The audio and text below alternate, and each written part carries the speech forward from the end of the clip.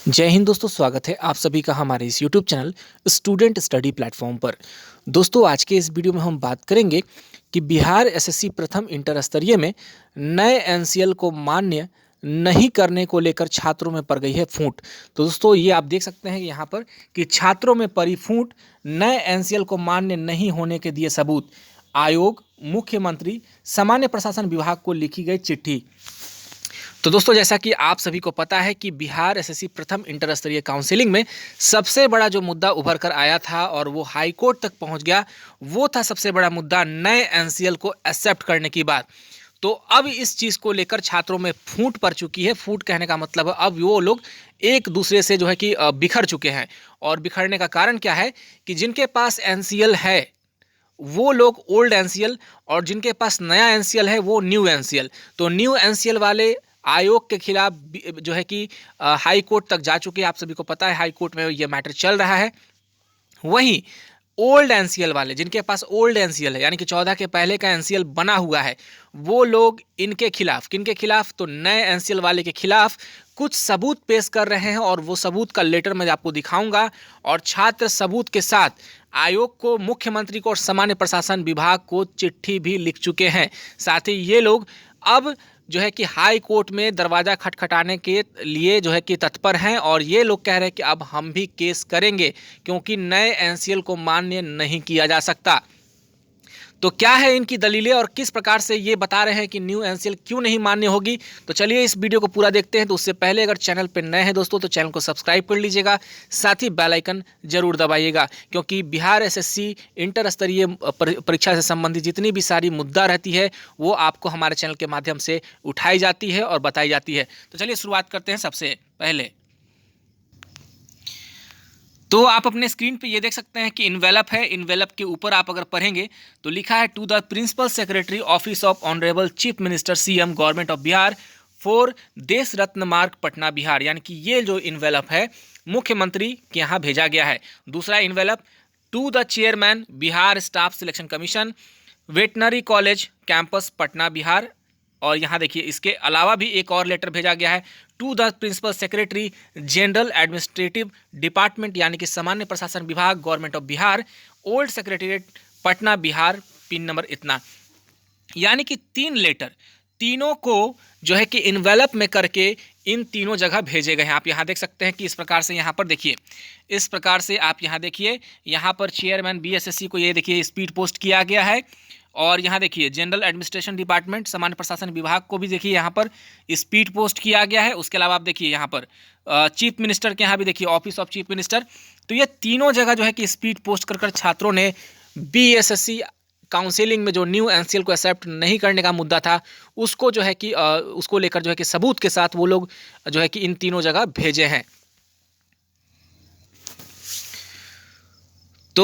तो आप सभी यहाँ देख सकते हैं कि जो इन्वेलप में जो लेटर भेजा गया उस लेटर की प्रति, यानी कि लेटर में क्या क्या चीज़ें लिखी गई हैं, आप यहाँ देख सकते हैं। ये इंग्लिश में सारी चीज़ें जो है कि बताई गई हैं।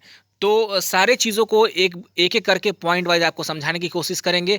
बहुत ही बड़ा मुद्दा है दोस्तों, क्योंकि यहाँ पे नए एनसीएल को मान्य करवाने के लिए छात्र अपने हक के लिए हाई कोर्ट का दरवाज़ा खटखटा रहे हैं। वहीं ये छात्र अपने नौकरी को पक्का करने के लिए ये लोग क्या कर रहे हैं कि अब ये न्यू एनसीएल वाले को जो है कि रोक रहे हैं ताकि ये ओल्ड एनसीएल वाले को जो है कि उनकी नौकरी पक्की हो जाए। तो देखिए सबसे पहले यहाँ लिखा क्या गया है कि to the chairman Bihar staff selection commission Patna Bihar. तो सेम लेटर सामान्य प्रशासन विभाग को और मुख्यमंत्री के यहाँ भी भेजा गया है। तो ये देखिए आप नीचे देख लीजिए, copy posted principal secretary general administration department और प्रिंसिपल सेक्रेटरी देखिए यहाँ पर honourable chief minister of government Bihar. यानी कि ये चीज़ 3 जगह भेजी गई है। तो सबसे पहले लिखा क्या गया है कि subject regarding accepting only old NCL and caste certificate for BSSC first inter level counselling scrutiny. कहने का मतलब हुआ कि यहाँ पर जो बीएसएससी फर्स्ट इंटर लेवल का जो काउंसलिंग का स्क्रूटनी होगा उसमें आप केवल ओल्ड एनसीएल वाले को ही एक्सेप्ट करें और कास्ट सर्टिफिकेट वाले को एक्सेप्ट करें। तो यहाँ देखिए, respected sir, BSSC published a notification in September 2014 for first inter level जो है कि recruitment of various post with advertisement number 06060114 prelims and mains exam conducted smoothly in December 2018 और December 2020 respectively, and counselling was done from 15 दिसंबर से लेकर के देखिए 25 दिसंबर। यानी कि कहा जा रहा है कि इस तरह से ये जो है वैकेंसी सितंबर 14 में आई, एग्ज़ाम जो है दिसंबर 2018 में हुआ, पीटी का मेंस का 2020 में हुआ दिसंबर में, और काउंसलिंग जो है दिसंबर के 15 से 25 तक चली। Meanwhile a notification was released for accepting of documents. तो एक डॉक्यूमेंट्स एक्सेप्ट करने के लिए एक नोटिफिकेशन आया है, जिस नोटिफिकेशन का नंबर था देखिए 5765 11 तारीख को, और उसमें लिखा क्या है कि it was clearly mentioned that all documents must be submitted which are issued before last date of application, यानी कि 31 October 2014 as per rules and regulations. तो इनका कहना है कि जो है कि 11 तारीख को एक नोटिस आई थी जिसमें साफ साफ मेंशन था कि जो भी डॉक्यूमेंट्स एक्सेप्ट होंगे वो 31 अक्टूबर 2014 के पहले होने चाहिए, जो कि रूल और रेगुलेशन को फॉलो करता है। तो आपने देखा यहाँ पर कि पहले पैरा में इन्होंने सारा चीज़ डिटेल बता दिया है।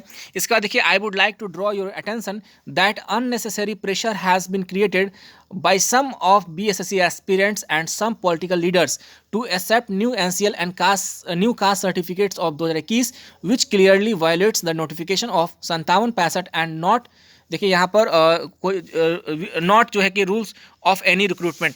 तो देखिए यहाँ पर कहने का मतलब इनका कहना है कि जो भी यहाँ पर जो चीज़ें हो रही हैं उसको लेकर मैं आपको ध्यान आकर्षित करना चाहता हूँ कि कुछ बीएसएससी के स्टूडेंट्स और कुछ लीडर्स के द्वारा जो है कि इस प्रकार का जो है कि प्रेशर बनाया जा रहा है। प्रेशर इस बात को लेकर के कि जो नया कास्ट सर्टिफिकेट है, जो नया एनसीएल है, उसको लेकर ये चीज़ें जो है कि एकदम जो है कि वॉयलेट करता है, मतलब इस चीज़ को एकदम खंडन करता है कि ये जो चीज़ आपका 5765 जो आप दिए थे उसको एकदम जो है कहता है कि ये चीज़ आप एक्सेप्ट नहीं कीजिए। तो ये प्रेशर जो है कि बनाया जा रहा है। इसके अलावा आप देख लीजिए यहाँ पर ये सारी चीज़ें इसमें देखिए, अब इसमें क्या, इसमें ज़्यादा इसमें नहीं बताना चाहूँगा, मेन मुद्दे पे आते हैं। इसमें और भी बहुत सारी चीज़ें हैं। तो यहाँ पर कुछ चीज़ें यहाँ पर देखिए, यहाँ पर इसमें लास्ट आप पैरा देख लीजिए एक बार, इसमें यही मेन है आपका लास्ट पैरा कि permitting new documents of NCL और caste in scrutiny after counselling issued after 31/10/2014 will not be only be illegal but also invite several malpractices. तो कहने का मतलब है कि अगर आप 31/10/2014 के बाद वाले का डॉक्यूमेंट्स को लेते हैं तो ये इलीगल है, ठीक है, इलीगल है और इसे एक्सेप्ट नहीं करना है रूल रेगुलेशन के खिलाफ जा करके। तो क्यों नहीं एक्सेप्ट करना है? तो ये देखिए, सबसे पहला बात, सबसे पहले पॉइंट पे इन छात्रों ने लिखा है कि इसलिए नहीं एक्सेप्ट करना है कि मेनी कास्ट, यानी कि बहुत सारी जातियां, category has been change, caste category change हुआ और ड्यूरिंग 14 से 21, ठीक है, 14 से 21 के बीच में बहुत सारी जातियां जो है कि कैटेगरी चेंज हो गई। और देखिए यहाँ पे hence 2014 caste certificate must be needed to verify actual category status at the time of application. तो कहने का मतलब कि जो आप एप्लीकेशन फॉर्म फिलअप किए थे उस टाइम में जिस कैटेगरी में थे उसी को जो है कि अगर आपके पास उस टाइम का था तो वो सही है। और जो अब बहुत सारी जो है कि कैटेगरीज बदल चुकी हैं, पहले जो बीसी था एमबीसी हो गया, एमबीसी था एससी हो गया, तो इस चीज़ के बारे में यहाँ पर पहले नंबर पर बताया गया है। और भी बहुत महत्वपूर्ण चीज़ है, बने रहिएगा, देखिएगा यहाँ पर क्या क्या चीज़ है। बहुत एक एक लाइन बनाने वाला को मैं दाद देना चाहता हूँ कि बनाने वाला जो बनाया है वो बड़ा सोच समझ के बनाया है, इसलिए पूरी चीज़ को देखिएगा।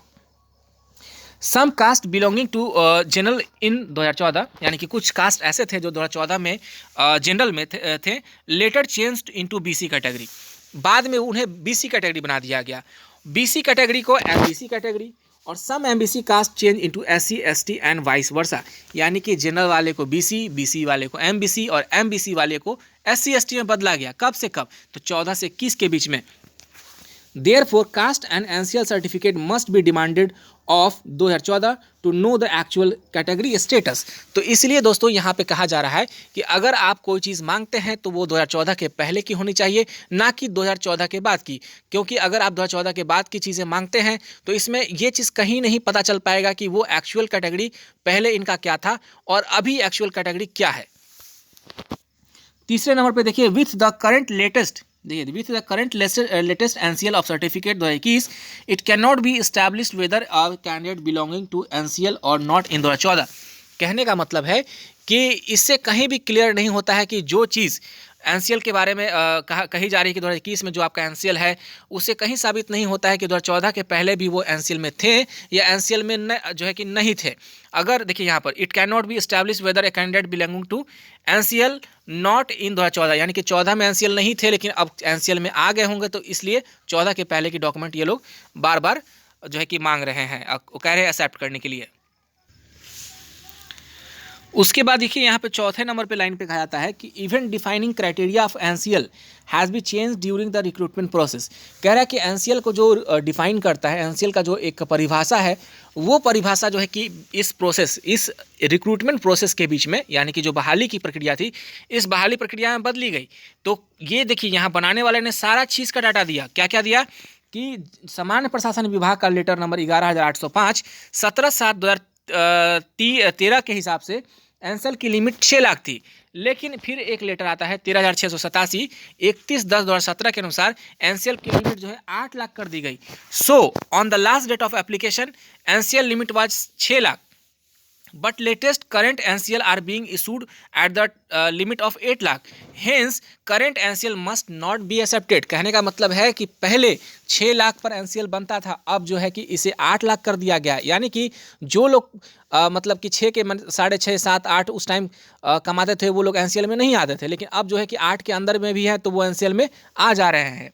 इसके बाद देखिए पांचवा कहता है there may be some cases of malpractices as well. कुछ ऐसे चीज़ हैं जो कि इस चीज़ को जो है कि वायलेंस कहने का वायलेट करता है, मतलब इस चीज़ रूल को वायलेट करता है। यहाँ देखिए क्या है, एक number, suppose a candidate belonging to UR, मतलब कि जो पहले यूआर से कैंडिडेट यूआर था, मतलब अनरिजर्व कैटेगरी 2014 में था, मिस्टेकनली, ध्यान से पढ़िएगा सुनिएगा यहाँ पर, कि अगर कोई जनरल कैटेगरी का स्टूडेंट था, गलती से उन्होंने बीसी भर दिया and later government change his category from UR to BC, यानी कि जनरल से बीसी बाद में जो है कि उनके गवर्नमेंट ने ऑटोमेटिक जो है कि चेंज कर दिया। मतलब कि पहले 14 के पहले उन्होंने जो है कि यूआर में था, वो छात्र यूआर में थे, मतलब जनरल में थे, और गलती से बीसी में भर दिए, और बाद में गवर्नमेंट ने उनकी कैटेगरी को भी जो है कि बीसी में बदल दिया। तो देखिए यहाँ पर नाउ ही और she can produce new certificate of BC while in 2014 ही सी इन जो है कि यूआर कैटेगरी। एग्जाम्पल देखिए, एग्जाम्पल भी दिया है इन्होंने, कौन सा, तो गोस्वामी गोसाई, देखिए गोस्वामी गोसाई, देखिए यहाँ पर बताया जा रहा है, और transgender was in UR category. पहले गोस्वामी गोसाई जो थे वो जनरल कैटेगरी में थे, और अब करेंटली ये लोग जो है कि बीसी में है। तो ये कह रहे हैं कि अगर जो पहले जनरल में थे, गलती से बीसी भर दिए, और बीसी भर के जो है कि उनका रिजल्ट भी बीसी में हो गया, और बाद में गवर्नमेंट ने भी जो है कि जनरल से उनको बीसी में कन्वर्ट कर दिया, तो अभी वो बीसी का सर्टिफिकेट दिखाकर पास भी हो जाएंगे और नौकरी ले लेंगे। इसके अलावा देखिए यहाँ पर कहा जा रहा है कि देखिए यहाँ पर similarly many castes changed from BC to MBC. देखिए यहाँ भी इसका भी एग्जाम्पल है कि बीसी से एमबीसी जो छात्र जो है गए हैं, उनके बारे में भी कहा जा रहा है कि बहुत ऐसे छात्र थे जो बीसी से एमबीसी बदले गए हैं। हालांकि अगर बीसी रहे होंगे, ईबीसी से भरा गया होगा उनका, और बाद में उनकी जाति को बीसी से ईबीसी में बदल दिया गया होगा। तो देखिए एग्जाम्पल भी है, देखिए कौन कौन, तो तेली, तमोली, बड़ाई वॉज इन बीसी इन 2014, यानी कि ये सारे कास्ट 2014 में बीसी में थे, लेकिन अभी देखिए 15 में इन्हें बदल दिया किस में, ईबीसी में। तो अभी नया डॉक्यूमेंट जब ये प्रोड्यूस करेंगे तो वो चीज़ ये खिलाफ जो है कि रूल के खिलाफ होगा।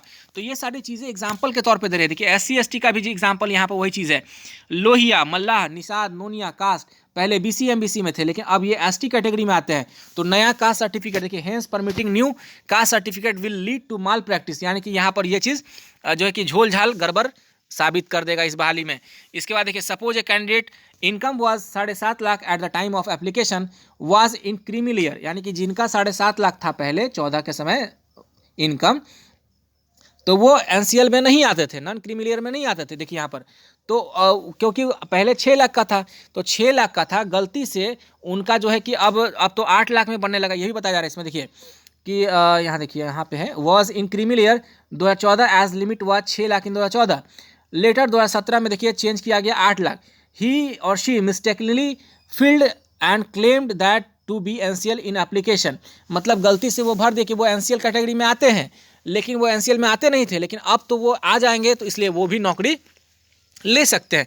तो ये सारी चीज़ें दोस्तों पढ़ते पढ़ते मेरा मुंह भी दुख गया, इतना सारा लंबा चीज़ ये लोग लिख दिए।